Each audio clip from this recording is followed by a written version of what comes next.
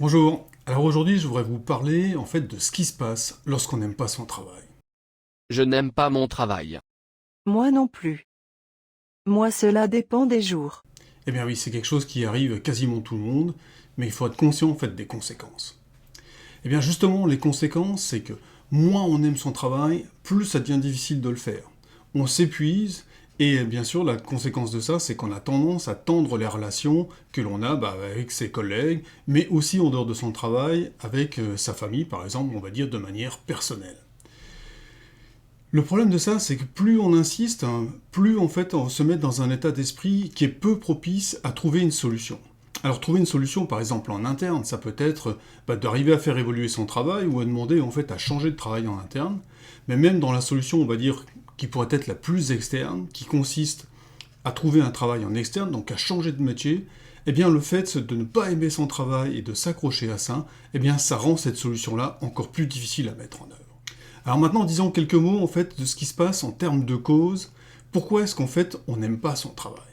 Alors bien sûr, le fait de ne pas aimer son travail, ça répond souvent en fait à l'idée d'un travail qui est difficile, qui nous demande des efforts, qui nous demande des contraintes, ou alors ça peut être un travail par exemple qui va être contraire à nos valeurs. Et donc du coup, eh bien, ça correspond pas, en fait, ça ne nous correspond pas. Mais en fait, quand on regarde d'un petit peu plus près, bien sûr, ça c'est la base. C'est un élément déclencheur. Mais ce que l'on en fait, en fait, est bien plus important. En général, par rapport à ça, donc par rapport à ce qui est difficile ou par rapport à ce qui est contraire à nos valeurs, eh bien, on a tendance à échafauder tout un système. Un système qui rend, en fait, eh bien, la partie qu'on n'aime pas encore plus présente, encore plus prégnante. Du coup, en fait, on peut s'imaginer, par exemple, que le travail que l'on fait, il est peu valorisant, que quelque part, il n'est pas digne de nous, il n'est pas digne des études qu'on a fait, ou que de faire ça, finalement, c'est assez injuste parce que nous, on le fait, mais les autres ne le font pas. Eh bien, plus on construit en fait un système ou une structure de ce goût-là, donc plus on va détester notre travail, et en fait, en réalité, ce qu'on fait, c'est qu'on se coupe d'une solution relativement facile. Alors, la bonne nouvelle, bien sûr, c'est que c'est pas une fatalité. En quelques mots, on peut dire que il est possible d'apprendre en fait à aimer son travail. Alors bien sûr, on ne va pas changer en fait son système de valeurs. On ne va pas se mettre à aimer l'intégralité de son travail. Mais en fait, c'est juste de poser un regard plus objectif, plus équilibré sur son travail de façon à se faire le moins de mal possible. Et donc en fait, on pourrait y voir une approche en trois temps. La première chose, c'est de bien comprendre en fait ce qu'on n'aime pas. Et dans le détail. Pas simplement dire ouais mais j'aime pas faire ça ou j'aime pas. Non, c'est d'aller comprendre ce que l'on n'aime pas dans cette tâche en particulier. Maintenant, ce qui va être aussi intéressant, c'est de comprendre à l'inverse ce qu'on aime. Et là encore dans le détail, qu'est-ce qu'on aime vraiment? Et donc je vais illustrer ça par deux exemples par la suite. Eh bien la troisième étape, ça va être de voir ce que l'on aime dans la tâche que l'on a à faire. En fait, comme je l'ai dit tout à l'heure, c'est pas une question monolithique. Ce que l'on a à faire, c'est pas tout que l'on peut rejeter. Et en fait, en regardant de près, on va sans doute trouver en fait des choses que l'on aime, ou alors une façon d'exprimer dans la tâche que l'on a à faire et qui a priori nous déplaît, de trouver en fait des choses que l'on aime faire. Alors je vais prendre deux exemples assez différents. Maintenant, imaginez par exemple, vous aimez faire la cuisine. Ça ne veut pas dire que pour autant vous aimez faire la vaisselle. Eh bien, à défaut de faire faire la vaisselle par quelqu'un d'autre, en fait, vous n'avez pas tellement le choix en fait que de faire la vaisselle pour pouvoir continuer à faire de la cuisine.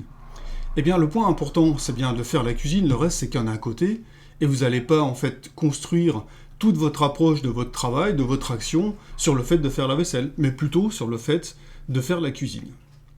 Maintenant, je vais prendre un exemple plus dans le domaine industriel. Imaginons une personne qui travaillerait en maintenance, et que cela pèse, en fait, finalement, d'être au service, par exemple, de la production. C'est-à-dire c'est la production qui va décider des dates d'arrêt, qui va les appeler quand il y a des pannes, etc., en mettant la pression pour que ça soit réparé.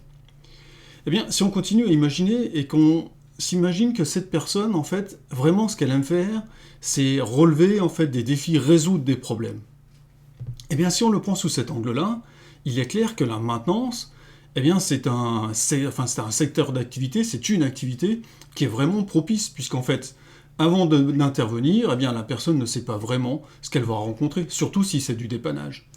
Donc du coup, en fait, il va y avoir à balancer, à équilibrer l'idée de ne pas aimer être au service d'eux, est le fait d'aimer, finalement, de relever des défis.